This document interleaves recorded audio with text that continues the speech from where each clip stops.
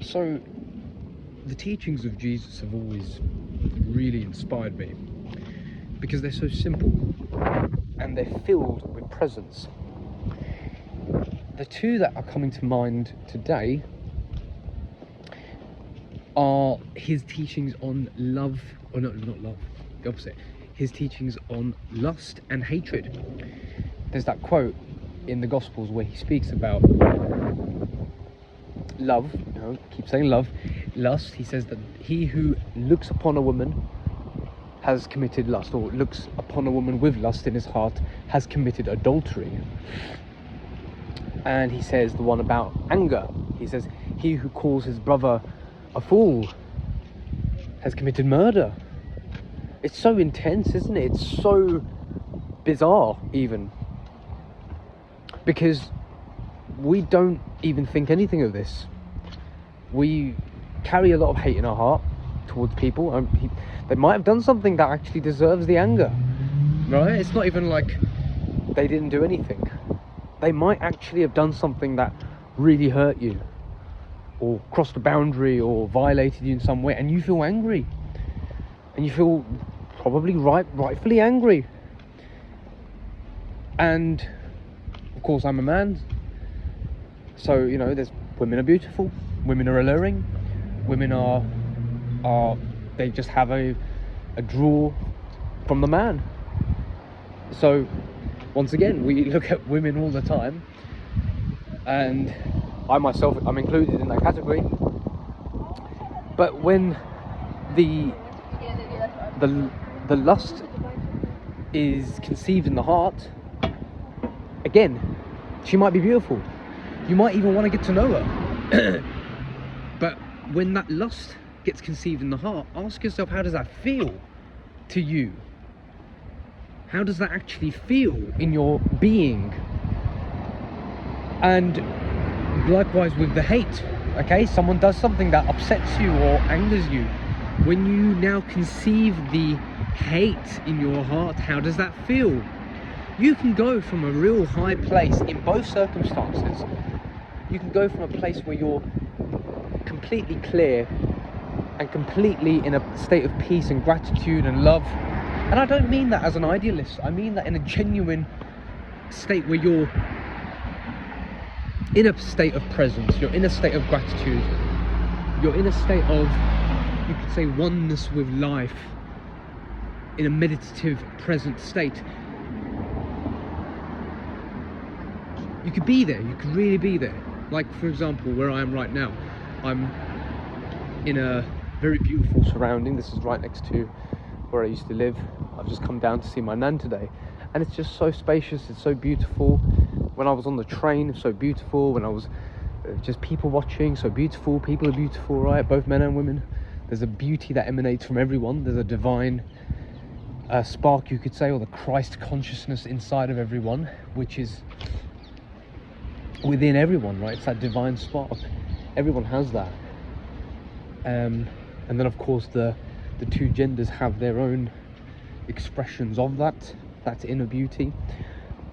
So as I was just watching and observing and witnessing, it was beautiful, it was really nice. But I noticed little flashes of, say for example, I'd look upon a lady, I'm saying it like I'm some medievalist, I'd look upon a woman and, I'd appreciate and admire the beauty, but then as I looked a little bit too much, all of a sudden a desire would be conceived in my heart, a lust would be conceived, and I go from a state of appreciation to I want, and I go from a state of love and a respect to a state of I want to grasp. And the grasping itself within the heart is where you fall. That's the fall from grace. That's the fall, and that's the sin. You see, the sin is a state. It's a state of consciousness. It's a state where they say you sin against God. It's because you've fallen into an unconscious state where you're no longer one with life anymore. You've now become a separate entity, which is you're in a negative state of mind, a negative state or a negative charge. And I was always really shocked even by this anti-lust attitude that the religions have. I could never see it. I was like, it's perfectly normal to have lust, right? I mean, think about it. We are men and women. We're designed to be like each other. We're designed to reproduce. We're designed to want to reproduce. So why is that a bad thing? I don't get it. But you have to ask yourself, when you're in the state of lust and craving and desire, are you happy? Are you actually at peace? Are you enjoying life at that place? Or are you in a state where you are miserable, agitated, and craving, and every action that that person does is about you, not them? You don't care really about anything to do with them. You just want what you want from that person. That is not a state of happiness. That's a state of intense unhappiness. And that's when it became apparent to me that lust is something that is negative. That lust is something not good. And the same with anger, right? We can look at anger and say, well, why is anger bad? Well, anger is boundaries, it's respect, self-respect, it's dignity. In both cases, none of these emotional charges are required. If you like someone, you can get up and you can talk to them and find out more about them. And love and appreciate and respect them for who they are, without really wanting anything from them. A true relationship, which is probably hard for the ego to understand, actually doesn't require control. It just requires a bit of love and understanding, and a kind of like a blessing, if you will. And if things arise from that, if you want to spend more time with that person and you want to get to know them over a cup of coffee, or eventually move in or whatever, that's a bit too far at the early stages though, isn't it? But you know what I mean, like move in and have a family and all this, like that comes, but it's not something that has to be grasped. It's not something that has to be forced. It's not something that you have to kind of go at it with this bull mentality. And it's relatively simple actually, but the ego loves to overcomplicate things. And likewise, anger, right? Yes, a flash of anger can protect you. Let's say you're being attacked physically, okay? Anger can really help you there.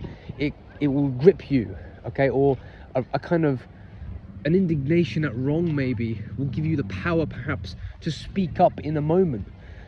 But to carry hate beyond that moment, or to carry judgment beyond that moment, once you've addressed the situation, which doesn't necessarily require emotion, it requires a bit of conviction and strength. I mean, I'm trying to put into words something that's a bit difficult. I guess when something happens in the moment, you address it. And when you've addressed it, it's done. You move on. There's a teacher, Roy Masters, he says, you've outspoken. Okay, you were outspoken, okay, and then you forgive. And you move on. You don't have an attachment beyond that moment. And it's hard, okay, because the mind's natural state is to attach.